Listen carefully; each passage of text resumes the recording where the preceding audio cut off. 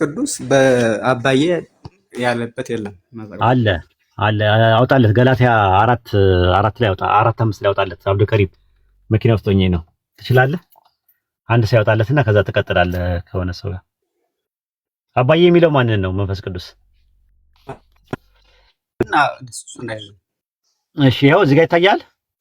ልጆች ስለሆናችሁ እግዚአብሔር አባ አባት ብሎ የሚጮውን የልጁን መንፈስ በልባችሁ ውስጥ ላከ ያለ ማንን የላከው?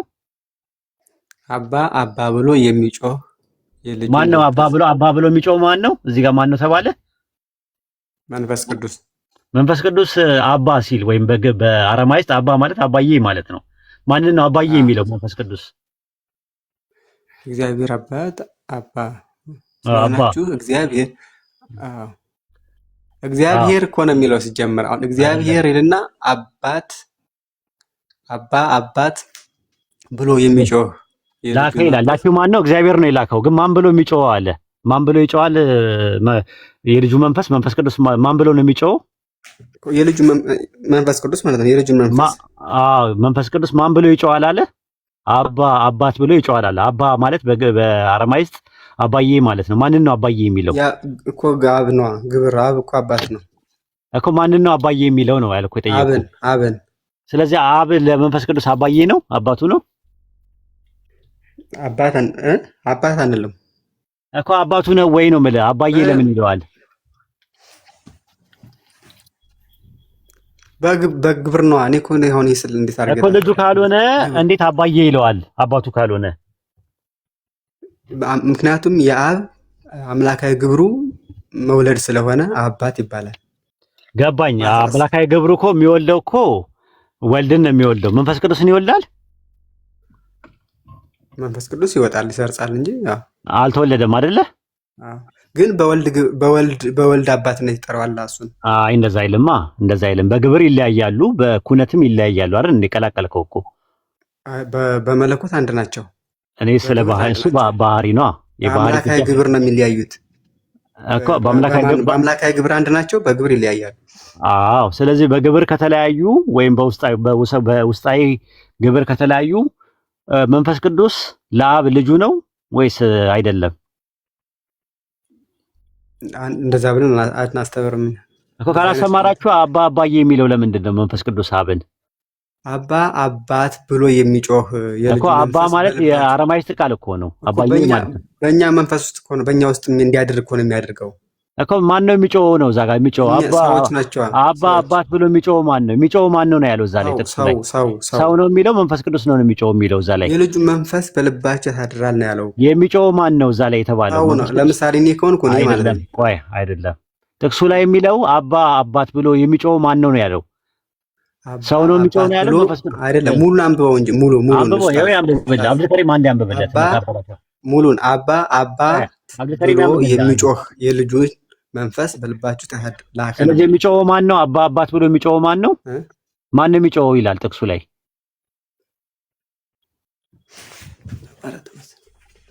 ማን ነው የሚጮኸው ይላል ጥቅሱ ላይ እኮ። ልጆችም ስለሆናችሁ እግዚአብሔር አባ አባት ብሎ የሚጮህ የልጁን መንፈስ በልባችሁ ውስጥ ላከ ነው የሚለው። ማን ነው የሚጮኸው የሚለው? የሚጮኸው የተባለው ማን ነው? እዚህ ጋር የሚጮኸው የተባለው የልጁ መንፈስ ነው ወይስ ሰዎች ናቸው? ሰዎች ናቸው። ስለ ሰዎች የተነገረ ነው። ባይዘው የሚጮኸው ነው የሚለው። የሚጮሁት አይልም። የሚጮኸው ይላል፣ የልጁ መንፈስ ይላል። ሰዎች የሚለውን ነገር ከየት አመጣው አንተ? የሚጮህ የልጁ መንፈስ በውስጣችን ላከ እኮ ነው የሚለው። ስለዚህ አባ ብሎ የሚጮህ የተባለው መንፈስ ቅዱስ ነው ወይስ ሰዎች ናቸው? ይሄ የተነገረው ስለ ሰዎች ነው። ልጆችም ስለሆናችሁ ይላል እኮ ከላይ። ኧረ ማለት ልንገርህ 2100 ሰው ያነበበ ነው። እሱ የአማኞች ነው የሚያወራው ከላይ። እዚህ ጋር ግን የሚያወራው አባ ብሎ የሚጮውን የልጁን መንፈስ በውስጣችሁ ላከ ይላል። ማንን የላከው? አባ ብሎ የሚጮውን የልጁን መንፈስ ላከ ነው የሚለው። አባት ብሎ የሚጮው ማን ነው? መንፈስ ቅዱስ ነው ወይስ ሰዎች ናቸው የሚጮሁት? እዚህ ጋር የልጁ መንፈስ ብሎ የሚጮህ የልጁ መንፈስ በልባችሁ ውስጥ ላከ እኮ። ወደ ሰዎች ነው የተላከው። መንፈስ ቅዱስ ይጮሃል ማለት ነው። ማን ነው የሚጮው? አባት ብሎ የሚጮው ማን ነው? ሰዎች ናቸው ወይስ መንፈስ ቅዱስ ናቸው? እዚህ ጋር በጥቅሱ ለሊና ታመን ለቃሉ ታመን መንፈስ ቅዱስ ነው እዚህ ጋር የሚነገር። አይ ሰዎች ናቸው አትበላ። ኖ በሰዎች ላይ አድሮ ይቃታል አይቃትትም አይደለም ጥያቄው። ጥያቄው አባዬ ብሎ የሚጮህ ማን ነው ነው ጥያቄው። መንፈስ ቅዱስ ነው ወይስ ሰዎች ናቸው? ስለ መንፈስ ቅዱስ ነው የሚናገረው። በቃ ስለዚህ ካመንክልኝ ለዛ አንዳንዴ ሽምጥጥ ካረጋችሁ እኔ ብዙ መከራከር አልፈልግም። ምክንያቱም 2100 ሰው በጣም ትላልቅ ሰዎች ስላሉ እያወቃችሁ ለምታደርጉት ነገር ድርቅ ካላችሁ ችግር የለውም። መንገዱን ጨርቅ ያርግላችሁ። በግድ እንድታምኑ ማንም አያስገድዳችሁም። ለማንኛውም ይሄን ይመስላል። አመሰግናለሁ። አብዱልከሪም አለ አይደል? ሰላም አለይኩም ወራህመቱላሂ ወበረካቱ። ወይስ ሰላም ወራህመቱላሂ ወበረካቱ። የሆነ ክርስቲያን አለ ግን በዚህ እግረ መንገድ የምትበጣወራው ገስት ላይ የሆነ እኔ መኪና ውስጥ ነኝ ያለሁት። የሚመች እንትን አይደለም ያለሁት። በቃ ወደ ቤት ልግባ ላዳምጥ። እኔ ገስት ላይ ሆኜ ኢንሻአላህ። አብዱልከሪም ቀጥል። እሺ ሌላ እዚህ ገስት ላይ ያለው ክርስቲያን ኔማን ምናምን ኔማ ይሰማሃል? ሰላም ናችሁ? ሰላም እንዴት ነህ? አለሁ። ከየት ቤተ እምነት ነህ? ፕሮቴስታንት። ጥያቄ ነበረኝ። እሺ በርዕሱ ላይ ትቀጥላለህ? መጀመሪያ ርዕሱ ላይ ከሆነ አንድ ጥያቄ ከዛ በኋላ እቀጥላለሁ። ፕሮቴስታንት አይደለህም? አይደለም። ባለፈው አውርተናል ነበር እንዴ? ኒማ ነኝ እኔ ፕሮቴስታንት ነኝ። አንተ ረስተህ ነው። በጣም ጨዋ ልጅ ነው፣ ስርዓት ያለው ልጅ ነው። ወላኪን ፕሮቴስታንት አይደለም። ነኝ። ባለፈው ስናወራ በ81 አይደል እንዴ ያወራነው? ኧረ እኔ አይደለሁም ነው ወይስ ተቀይሮ ነው? እሺ ችግር የለውም። ተሳስተሃል።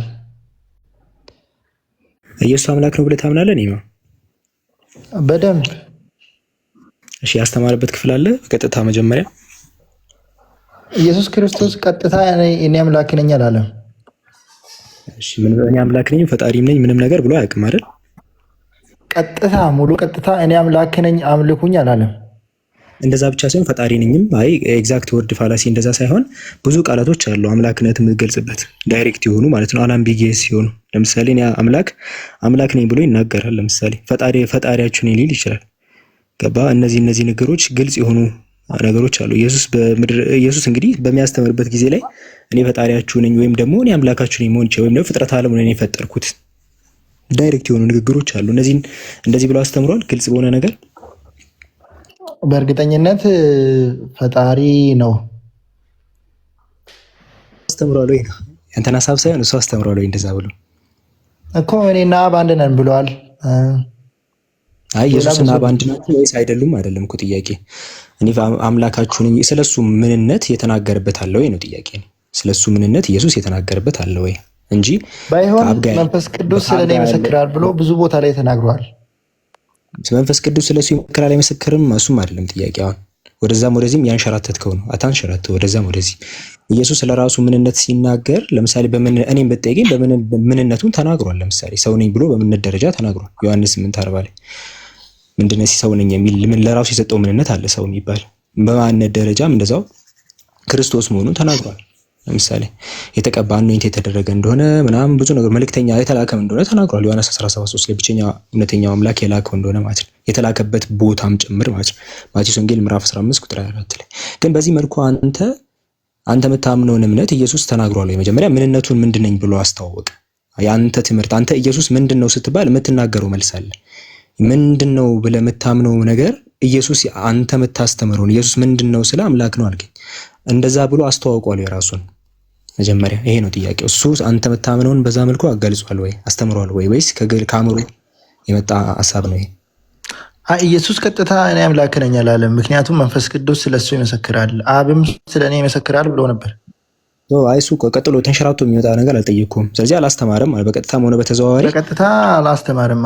በተዘዋዋሪ ያስተማርበታል። ምክንያቱም መንፈስ ቅዱስ ስለሱ ስለሚመሰክር መንፈስ ቅዱስ ስለሱ ስለሚመሰክር አሁን ክርስቲያኖች ባይዘው አንድ መረዳት ያለባችሁ ነገር እዚህ ያላችሁ ሰዎች ኢየሱስን አምላክ ለማድረግ ብዙ ነገር ነው የሚክዱት ክርስቲያኖች ባይዘው። ኢየሱስ አሁን ወገናችን ምን አለ? ኢየሱስ ያስቀረው ነገር አለ። በጣም ነው የሚያሳዝነው። ኢየሱስ አላለም። ቆይ ተረጋጋ እንዴ። ማቴዎስ ወንጌል ምዕራፍ 15 ላይ ኢየሱስ ምንም ያስቀረውት ነገር የለም በግልጽ ተናግሬያለሁ ብሏል። ምን አለ? ማቴዎስ ወንጌል ምዕራፍ 15 ቁጥር 22 ላይ እኔ መጥቼስ ባልነገርኳቸውስ ኃጢአት ባልሆነባቸው ነበር አለ። እኔ መጥቼ ባልናገር እኔ ባላስተምር ኃጢአት ባልሆነባቸው ነበር አለ። ካላስተምር ስለ እንትን ነው ብሎ ብራዘር ታጋባ። አንዴ ፕሊስ ልጨርስ ጥቅሱን። ቆይ አንዴ ፕሊስ ታቋማ። አንዴ መሀል አትግባ። አንዴ ሐሳብ ጥቅሱን ላንብበው መጀመሪያ። ኢየሱስ ምን አለ? እኔ መጥቼ ባልነገርኳቸው ኃጢአት ባልሆነባቸው ነበር፣ አሁን ግን ለኃጢአታቸው ምክንያት የላቸውም አለ። ስለዚህ ሁሉም ነገር አስተምሬያለሁ አለ። ዮሐንስ ወንጌል ምዕራፍ 18 አካባቢም ላይ እኔ በስውር ምንም አላስተማርኩም በማለት ይናገራል። ስለዚህ መጥቶ ሁሉ ነገር ተናግሯል። አንተ ደግሞ ነው ያስቀረው ነገር አለ አልክ። ይሄ በራሱ ሌላ ኢየሱስ ትምህርት ነገር ለሌላ ነገር ለመጨመር የሚደረግ ጥረት ነው አይደለም። ኢየሱስ ያስቀረውት ነገር አለ ማለቱ እኮ ይሄን አድርጉ ነው። ይሄ ስለ ኃጢአት ነው እንጂ ስለ ራሱ አላለም። እዚህ ጋር አላለም። እስኪ አንብበው እስኪ ከፍታ አንብበው። ስለ ደቀ መዛሙርቶቹ ነው የሚያወራው። እንግዲህ መጀመሪያ ምን አለ? ማቴዎስ ወንጌል ምዕራፍ 15 ቁጥር 15 ነው። አውዱ ራሱ አታውቅም። ከእንግዲህ ወዲህ ባሮች አልላችሁም አለ። ባሪያ ጌታውን የሚያደርገውን አያውቅምና ወዳጆች ብያቸዋለሁ። የሰማሁትን ሁሉ ከአባቴ ለእናንተ አሳውቂያቸዋለሁ። ሁሉም ትምህርት ተናግሯል። ከአምላክ ያስተማረው በአጠቃላይ ጠቅላላ ስለ ኢየሱስ ስለ ራሱ ምንድነው የተላከበት ምክንያት ምንድነው ኤቭሪቲንግ ማለት ነው። በቃ ከዚህ ወዲያ ምንም ያስቀሩት ነገር የለም እያላቸው ነው። ምክንያቱም ምን አለ መሰለ ከእንግዲህ ወዲህ ባሮች አልላችሁም ያለበት ምክንያት ለምሳሌ በአለቃና በበታችኛው መካከል ልዩነት አለ። አለቃው ብዙ ሲያውቅ ታችኛው ደግሞ ብዙ አያውቅም። ስለዚህ ከኔና እናንተ ከዚህ በኋላ እኩል ነን ነው እያለ ያለው። ከእንግዲህ ወዲህ ባሮች አልላችሁም፣ ባሪያ ምን አለ ጌታው የሚያደርገውን አያውቅምና ከዚህ ወዳጆች ብያቸዋለሁ። ስላስተማርኳችሁ ከዚህ በኋላ እኩል ነን እያለ ነው ኢየሱስ። ከዛ ቀጠላለና ምን ይመጥቼ ስለሌሎቹ ደግሞ ተናገረ። ዓለም ቢጠላችሁ ብሎ ስለ ዓለም መናገር ጀመረ። ከዛ ዓለምስ ጥፋተኛ ይሆናል ወይ ሲባል መጥቼስ ባልነገርኳቸው ኃጢአት ባልሆነባቸው ነበር፣ ባልናገር ባላስተምር ኃጢአት አይጠየቁም ነበረ፣ ነገር ግን ተናግሬያለሁ አለ። ስለዚህ እሱ ያስተማረው ትምህርት ላይ እኔ ጭራሽ አላገኘውም። ስለዚህ የለም ማለት ነው። አንተ የምታወራው ትምህርት ነው የሌለው እንጂ እኛ ስለ ኢየሱስ ያለን እምነት በአጠቃላይ አስተምሩታል። ሰው ነው እንላለን፣ ሰው ነኝ ብሏል ዮሐንስ 8:40፣ መልእክተኛ ዮሐንስ 17:3፣ ክርስቶስ ነው ዮሐንስ ወንጌል ምዕራፍ 4 ራሱ፣ ዮሐንስ ወንጌል ምዕራፍ 10 ራሱ ነኝ እያለ ተናግሯል።